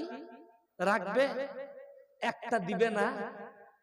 আরে যারা বুঝার তারা বুঝে গেছে, ওই যে হাসছে। বড় কষ্ট লাগে। প্রেম কখনো হালাল হয়? হ্যাঁ, ওই হুজুরু বেরিয়ে গেছে বাংলাদেশের একটা মাল, তার নাম হচ্ছে আবরারুল হক আসি। সে আবার প্রেমের প্রমোট করছে। রাস্তায় বাজারে যে মেয়েটা দেখে তোমার মনে হবে এই মেয়েটা সুন্দর, আমার জন্য পারফেক্ট, তাকে তুমি প্রপোজ করে ফেলো। হারামখোর। প্রপোজ শব্দটাই ইসলামে হারাম। যদি বলেন কেন? এ আমার যুবক যুবতীরা, সুন্নাত তরিকা শোনো। আল্লাহ নবী জনাবে মুহাম্মদুর রাসূলুল্লাহ, সকলে বলুন সাল্লাল্লাহু আলাইহি সাল্লাম, তিনার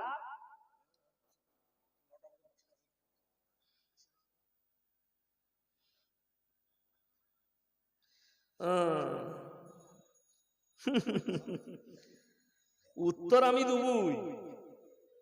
বাংলাদেশে বিশ্ব ইজতেমায় সাদ ও জুবেরের পন্থীর মধ্যে দ্বন্দ্ব, এই নিয়ে কিছু বলবে। আমি বীরভূমে জলসায় গিয়েছিলাম, বীরভূম ডিস্ট্রিক্টে। আমাকে একজনারা বললে যে কোন দলটা ঢুকতে দেব। আমি বললাম কেন? বলে ওই দলটা বলছে ওকে দিই না, ওই দলটা বলছে ওকে দিই না। আমরা দু শালাকি মেরে বার বার। কেউ কি ঢুকতে দিবে? দেখুন, দিনের কাজ আলেম এবং সাধারণ যখন দিনের কাজ করবে পার্থক্যটা বুঝিয়ে দিয়ে এখানে যারা আছে আপনারা আশা করি সাধারণ মানুষ যারা জানেন না, দেওবন্দ একটা বহুত বড় মাদ্রাসা, নাম শুনেছেন না শুনেন না? দেওবন্দ, ওই দেওবন্দ কিন্তু একটা নাই দুটো, কটা বললাম? একটা আন্দার একটা বাহার, একটা আন্দার একটা বাহার, কিন্তু সাধারণ লোক কেউ জানে না। কেন? দুটোতেই আলেমরা আছে, তাদের মধ্যে দ্বন্দ্ব নেই। দুটো মাদ্রাসা হয়েছে, বেলডাঙ্গায় একটা মাদ্রাসা না 100টা? কথা বলে না?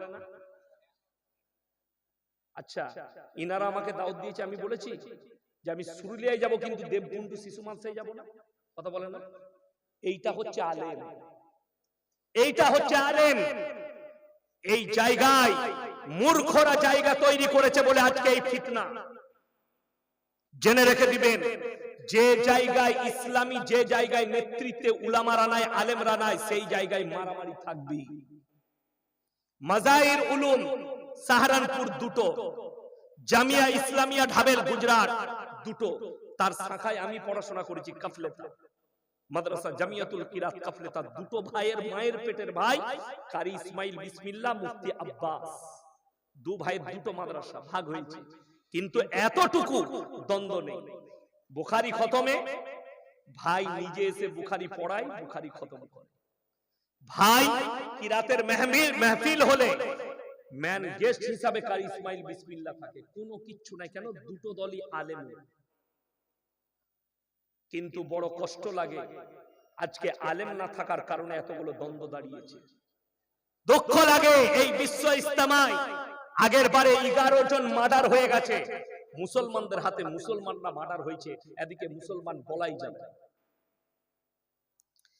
আমেরিকা ডোনাল্ড ট্রাম্পের জয়ে খুশি মুসলিমরা, এই বিষয় নিয়ে কিছু বলবেন? কে বললে মুসলিমরা খুশি? ডোনাল্ড ট্রাম্প আছে, জর্জ বুশ। আচ্ছা আচ্ছা, গুটা যদি শুকিয়ে যায় উপর দিকটা দিয়ে, পাক হয়ে যাবে? কথা বলে না? পাক হবে কি হবে না? তাহলে গুয়ের দু পিঠটাই সমান, যে মালটা ছিল সেও যা ইউতা, সে একটু শুকনো, ই একটু ভিজে, অসুবিধা কিছু নাই। কে বললে মুসলমানদের খুশি? না, ভুল বলছে। মাইজ ভান্ডারী পুকুরে গোসল করলে রোগ ভালো হয়, এই কথা বললেন বাংলাদেশের জাহাঙ্গীরা হুজুর। আবার ওই গুটকা খোরের নাম ই দেখেছেন সুইমিং পুলে না কোন পুকুরে গা, এটা বাংলাদেশের কথা বলছে। আমাদের পাথর চাবড়ির নাম শুনেছেন না শুনেননি? আরে বেলডাঙ্গা মুর্শিদাবাদের লোক পায়ে হেঁটে যায়, খালা চলতে পারছে না, খালা বাস পাওনি, দাতা বাবার মাজারে যাবে, বা হুজুর বলেছে পায়ে হেঁটে গেলে হজের নেকি পাবো। তওবা তওবা, পায়ে হেঁটে গেলে হজের নেকি। আপনারা দেখেছিলেন সিহাব বলে একটা ছেলে কেরলের না কোথাকার পায়ে হেঁটে হজে যাচ্ছিল? হজটা ইসলাম সম্মত নয়। আমার কাছে ফতোয়া নিলে এটা ইসলাম সম্মত নয়। কোরআনে আছে, তোমরা আল্লাহ তাআলা তোমাদের জন্য পরিবহনের ব্যবস্থা করেছে। নবীজির জামানায় ছিল উট, তারপরে ঘোড়া, এইগুলো সব আপনাদের জন্য পরিবহন। এখন প্লেনের ব্যবস্থা আছে না? আছে। আমার বিরুদ্ধে কলকাতার ফুরফুরার এক হুজুর বলে এলো, আরে ওই মৌলবি কিছু জানে না, পায়ে হেঁটে নবীজি হাদিসে বলেছেন তোমরা পায়ে হেঁটে হজ করো। তারপরে দেখছি সে হুজুর নিজে প্লেনে উমরা করতে যাচ্ছে। তুই পায়ে হেঁটে গেলি না? কথাটা বুঝতে পেরেছেন না? পারেন না? রাসূল সাল্লাল্লাহু আলাইহি ওয়াসাল্লাম হাদিস বর্ণনা করেছেন, সেটা হচ্ছে মক্কা মদিনাবাসীর জন্য। হাদিসটা কোরআনটা খুললে বুঝতে পারবে। তারপরে যখন দিনের দিন উন্নত হয়েছে, এখন মক্কা থেকে মদিনা কিসে যায়? হেঁটে না বাসে? ট্রেন আছে না? না, বুলেট ট্রেন আছে মক্কা থেকে মদিনা। মাত্র 2.5 ঘন্টায় সফর তেই করে দেয় 450 কিলোমিটার, 470 কিলোমিটার বুলেট ট্রেন 2.5 ঘন্টায় নিয়ে যায়। ঘন্টায় কত 100 কিলোমিটার গতি। বাসগুলো সব ভলভো টেনে নিয়ে 4 ঘন্টা 5 ঘন্টায় ঢুকিয়ে দিচ্ছে, 3.5 ঘন্টায় বাসগুলো ঢুকিয়ে দিচ্ছে। তো বাসে আল্লাহ যখন ব্যবস্থা করবেন তখন বাসে। এখন যদি কেউ বলে নবীজির জামানায় সাহাবীরা একটা খেজুর খেয়ে থাকতো, তারা বড় কষ্ট করেছে, তাই আমার কাছে টাকা এলো আমি খাবো না, বেলডাঙ্গা বাজারে তুই গোবরের উপরে শুয়া। আর হাদিসে আছে, কোরআনে আছে, আল্লাহ তোমাদেরকে মাল দিলে তোমরা উপভোগ করো, যার কাছে টাকা আছে একটা ভালো বাড়ি করুন। আল্লাহ যাকে পয়সা দিয়েছে, এখন গরম বেশি হচ্ছে, এসি লাগানো প্রয়োজন, আপনি বাড়িতে এসি লাগান, কোনো গুনাহ নেই। এখন মসজিদে এসি লাগান, প্রয়োজন নেই। এটা কিয়ামত যত কাছে আসবে আল্লাহ তাআলা দুনিয়াতে দেখিয়ে দিবেন, গরম বাড়বে, শীত বাড়বে, বর্ষা বাড়বে। আস্তে আস্তে কোরআনে আছে ওয়াইদাল বিহারু ফুজ্জিরাত, আমি সমুদ্রকে উতলে দেব। সমুদ্র আস্তে আস্তে উপর দিকে উতলে পড়বে, এটা কিয়ামতের আলামতের মধ্যে একটা আলামত। গরম বেড়ে যাবে। আর 2030 পর্যন্ত কেন গাছপালা সব কেটে ফেলা হচ্ছে। আমাদের NH2টা 4 লাইন ছিল, এখন 6 লাইন। দুদিকে যে গাছ ছিল আর একটাও গাছ থাকবে না, একটা গাছ থাকবে না। সরকার, কেন্দ্র সরকার অর্ডার দিয়েছে 2030 সাল পর্যন্ত সমস্ত লরিওয়ালা দিকে ট্রাককে সব এসি করতে হবে কোম্পানি। বিনা এসির আর লরি থাকবে না, গাড়ি থাকবে না, সব এসি। কেন? রাস্তায় আর গাছপালা থাকবে না। আপনি রেডি হন, যেমনি কোনা এক্সপ্রেসের কাজ শুরু হবে 34 নম্বর 6 লেন হবে খুব তাড়াতাড়ি। এই রোডটাও 6 লেন হবে, বেলডাঙ্গা। ওই জন্য ওরা এখন অনেক জায়গায় কাজ করে নাই, ভেঙে রেখে দিয়েছে। যতগুলো ব্রিজ তৈরি হয়েছে সব 6 লেন। বাইপাস তৈরি হয়েছে বহরমপুরে 6 লেন, রায়গঞ্জ 6 লেন। যতগুলো ব্রিজ তৈরি করছে সব 6 লেন তৈরি হয়ে যাবে খুব তাড়াতাড়ি। গাছপালা থাকবে না, পলিউশন বেড়ে যাবে, গরম বাড়বে। আফ্রিকার জঙ্গলের গাছ চুরি হতে লেগেছে, অ্যামাজনের জঙ্গলের গাছ চুরি হচ্ছে। ওই জন্য তো বৈজ্ঞানিকরা বলছে শিক্ষিতরা গাছ লাগান, প্রাণ বাঁচান। একটা গাছ কত বড় মূল্যবান, গাছ লাগানো একটা প্রাণ বাঁচানোর সমান। ওই জন্যে আমরা সকলে ইনশাআল্লাহ ইমানের উপরে টিকবো। জোরে বলুন ইনশাআল্লাহ। শিরক কেউ করবেন না, হাত তুলে বলুন তো ইনশাআল্লাহ। শিরকে কেউ লিপ্ত হবেন না, এই ভণ্ডদের কাছ থেকে দূরে থাকবেন। 5 ওয়াক্তের নামাজ সবাই পড়বেন, জোরে বলুন ইনশাআল্লাহ। নিজেদের মা বোনদিকে পর্দায় রাখুন। আমি মায়ের দিকে বোন দিকে বলবো, হ্যাঁ আপনি যদি বলেন যে দাওয়া আর দোয়া আছে কিনা, অবশ্যই দোয়া আছে। আপনার স্ত্রী, আপনার জ্বর এসেছে, 11 বার সূরা ফাতিহা পড়ে পানিতে ফুঁক দিয়ে দম করে পানিটা পান করুন, আল্লাহ চাইলে শিফা হবে। কিন্তু আপনি যদি বলেন যে না অমুক হুজুর এমন তাবিজ নাই ছেলে হয়ে যাবে, হাতে তাবিজ বেঁধেছে বলছে ছেলে হবে। আচ্ছা ডাক্তারের ওষুধ দিলে খেতে হয় তবে ছেলে হয়, না না খেয়ে ছেলে হয়? কথা বলে না। ডাক্তারের ওষুধটা হাতে বাঁধেন কি? খেতে হয় তবে কাজে লাগবে, খেলে আচ্ছা খেলে তবে কাজে লাগবে। কিন্তু কষ্টটা কি জানেন? আমাদের দেশের লোক বলছে আরে একজন হুজুর ফতোয়া দিচ্ছে, মা তোমার যদি বাচ্চা না হয়, মা তোমার যদি ছেলে না হয়, তুমি পাথর চাবড়ি দাদা বাবার মাজারে 3 দিন শুবে তোমার ছেলে হয়ে যাবে। মাজারে শুলে ছেলে হয়? আমরা তো শুনেছি স্বামীর পাশে শুলে ছেলে হয়। কে বুঝাবে? গুটকা করবে ফতোয়া কার? জিলাপি হুজুর। আমরা কখনো বলি নাই তো জিলাপি খাওয়া হারাম, কখনোই নয়। জিলেবি খা, কিন্তু মাজারের পড়া জিলেপি হারাম, মাজারের সিন্নি হারাম, মাজারের পড়া মুরগি হারাম, মাজারের দেওয়া আপনার যে কোনো জিনিস আল্লাহ ব্যতীত অপরের নামে উৎসর্গ করা জিনিস হারাম। আমার ভাই, কোরআনে আছে, লাস্টে বলবো 3টে কথার উপরে আমল করবেন, জোরে বলুন ইনশাআল্লাহ। যাদেরকে আল্লাহ মাল দিয়েছে 3টে কথা মাথায় রাখবেন। 3টে কথা, এই 3টে কথার উপরে যারা আমল করবে আল্লাহ তাদের মালের হেফাজত করবে, জোরে বলুন সুবহানাল্লাহ। 1 নম্বর ওয়াআতিদাল কুরবা হাক্কাহু ওয়াল মিসকিন ওয়াবনাস সাবিলি ওয়ালা তুবাদদির তাবদীরা। 1 নম্বর হচ্ছে ওয়াআতিদাল কুরবা, তোমার কাছের গরীব যদি হাত পাতে তার হাতকে ফিরিয়ে। দুই নম্বর ওয়াল ইয়াতামা ওয়াল মাসাকিন, এতিম আর মিসকিন যদি তোমার কাছে হাত পাতে তার হাতকে ফিরাবে না। ওয়াবনাস সাবিলি ওয়ালা তুবাদ্দির তাবদীরা, আর তিন নম্বর মুসাফির যদি তোমার কাছে হাত পাতে তাদের হাতকে তোমরা জীবনে ফিরিও না। কেউ কি যদি আপনি 1 টাকা দান করেন বেলডাঙ্গায়, আপনার গ্রামে, মনে মনে ভাববেন যে আল্লাহ তুমি আমাকে দেনেওয়ালা বানিয়েছো, আমাকে হাত পাতনেওয়ালা বানাও, শুকর আদায় করবেন। কোরআনের সঙ্গে কে কে মহব্বত করবেন হাত তুলেন ইনশাআল্লাহ। মাশাআল্লাহ। আমার ভাই, কোরআনের পারা কটা? 30টা। আমি বলবো 30 জন ভাই 500 করে টাকা কোরআনের জন্য কে কে আমার হাতে দিবেন আর মুলাকাত করে যাবেন তাড়াতাড়ি। 30 জন ভাই। আল্লাহ রাসূল সাল্লাল্লাহু আলাইহি সাল্লাম বলেছেন যাকিরা, গচ্ছিত সম্পদ। কিয়ামতের দিনে মানুষ কাঁদবে, আমি যদি আরো কিছু টাকা দান করতাম আজকে আমার জন্য মঙ্গল হতো। এই এতিম আর মিসকিনদের জন্য, এই মাদ্রাসার জন্য আপনি কিয়ামতের দিনে আল্লাহ, আপনি যেখানে টাকা খরচ করবেন পাই টু পাই হিসাব লাগবে, কিন্তু আল্লাহর রাস্তায় যে টাকাটা খরচ করবেন কিয়ামতের দিনে এর বদলা দেওয়া হবে, হিসাব নেওয়া হবে না। আমার ভাই, নাম্বার 1 কে আছেন? মাত্র 500 করে টাকা। যদি টাকা না থাকে ফোন পেতে দিয়ে দে, অসুবিধা নেই। আমার ফোন পেতে আছে 500 করে টাকা বলেছে। 30 জন কোরআনের মহব্বতে, কোরআনের জন্য কে আছে? নাম্বার 1। যদি মনে হয় 2টো কোরআনের পয়সা দেব, 3টে দেব, আসুন ধরি দেন। মাশাআল্লাহ, আল্লাহ আপনার হায়াতে বরকত দেখ, ইজ্জতে বরকত দেখ, জানে মালে বরকত দেখ, পূর্বপুরুষকে আল্লাহ জান্নাতি করুক।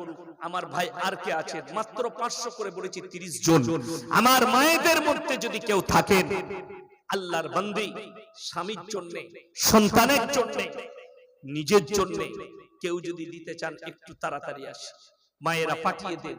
মাত্র 500 করে বলেছি, 30 জন, ফটফট করে উঠুন। জাযাকাল্লাহ। মাশাআল্লাহ।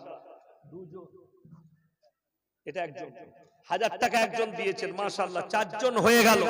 আল্লাহ আপনাদের দানকে কবুল করুক, নেক নিয়তকে আল্লাহ পুরো করুক।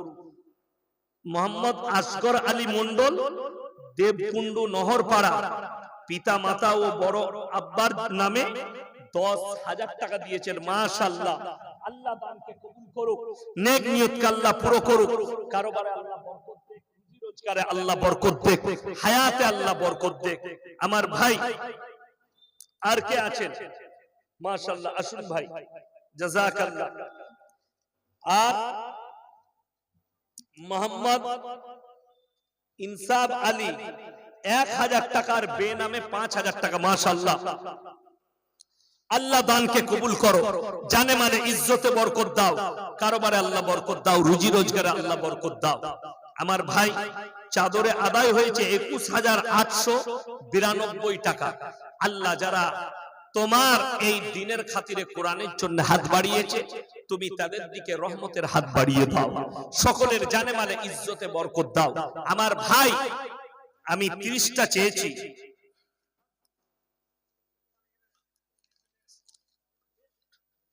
10টা হয়েছে, 10টা হয়েছে ভাই। আমি 30টা চেয়েছি, 30 জন ব্যক্তি, 10টা হয়েছে, আর 20টা লাগবে। মাশাআল্লাহ, আসুন ভাই, জাযাকাল্লাহ, আলহামদুলিল্লাহ। এই দেখেন 12টা হয়ে গেল, আরো একজন ভাই 2টো দিলেন, 12টা হয়ে গেল। আমি 20টা চেয়েছি, আমার ভাই 30টা চেয়েছি, 12টা হয়ে গেছে, আর মাত্র 18টা লাগবে। একটু তাড়াতাড়ি উঠে আসি, আল্লাহ মাল দিয়েছে, আল্লাহ রাস্তায় খরচ করুন। আল্লাহ নবী সাহাবীরা যখন নবীজি এলান করলেন মক্কা নগরীতে, ওমা ইউকরিদুল্লাহ কারদান হাসানা, আল্লাহর রাস্তায় কে কি কারদে হাসানা দিবে বলো? আল্লাহ নবী সাহাবীরা নিজেদের জান মালের কুরবানি করে দিয়েছেন। আমার ভাই, আজকে জান দিতে হবে না, শুধুমাত্র আপনি মালের কুরবানি করবেন এই দিনের খাতিরে। মাশাআল্লাহ, আরো একজন ভাই দিয়েছেন একটা, 13টা হলো। আমার ভাই, মাত্র আমি 30টা চেয়েছি কোরআন শরীফের জন্য, 30টা কোরআন শরীফ। যদি পয়সা না থাকে, মাশাআল্লাহ, 2 জন ভাই মিলে 3টে কোরআন শরীফের দাম দিয়েছে। কটা হলো? 15টা হলো। মাশাআল্লাহ, আর মাত্র 15টা লাগবে। 15টা হয়ে গেছে, আর 15টা লাগবে ইনশাআল্লাহ। কে কে আছেন, কোন আল্লাহর বান্দা আছেন আমার মায়েদের মধ্যে যদি কেউ থাকেন কোন আল্লাহর বান্দি, একটু তাড়াতাড়ি দিবেন ইনশাআল্লাহ। আল্লাহর ওয়াস্তে পরকালের জন্য, মরণের পরের জন্য কে আছেন আমার, কোন ভাই আছেন, একটু তাড়াতাড়ি আসি ইনশাআল্লাহ। পরকালের জন্য মাত্র 500 করে বলেছি। কিয়ামতের দিনে মানুষ কাঁদবে, আমি যদি আরো কিছু দান করতাম আমার জন্য বড় মঙ্গল হতো, কিন্তু সেদিনে আর কোনো উপায় থাকবে না।